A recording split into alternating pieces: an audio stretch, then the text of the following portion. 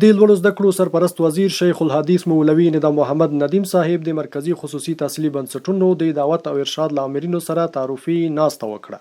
په یاد ناسته کې د لوړو زده کړو سرپرست وزیر د خصوصي تحصیلي بنسټونو د دعوت او ارشاد امرینو ته د ښه راغلاست ترڅنګ وویل چې د ټولو پیغمبرانو د بعثت موخه امر بالمعروف او نهي عن المنکر دی. د ټولې ژوندۍ مقصد د پیغمبري ژوندۍ مقصد هغه دا شی دی چې خلک د الله تعالی جل جلاله لارې ته راسي، پر ښه لار باندې رفتار وکړي، د بدې لارې څخه راوګرځېږي.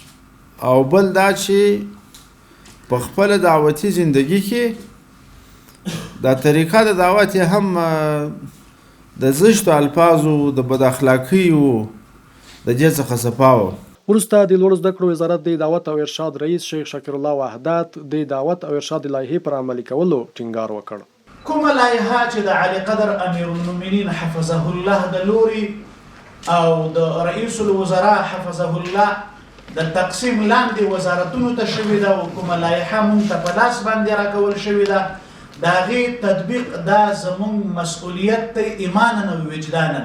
موږ پوهنتونونو ته ورغلي یو، هلته مو هغه موارد چې زموږ په لایحه کې موجود دي کتلي مو دي، بیا مو هلته پوښتنې ترېنه کړي دي، عملا د دې مشاهده مو کړې ده. کوم موارد چې هلته موجود دي د هغې د تطبیق دپاره مو هلې ځلې کړي، ادامه به لري، خپله انرژي به د دې دپاره مونږ مصرفوو.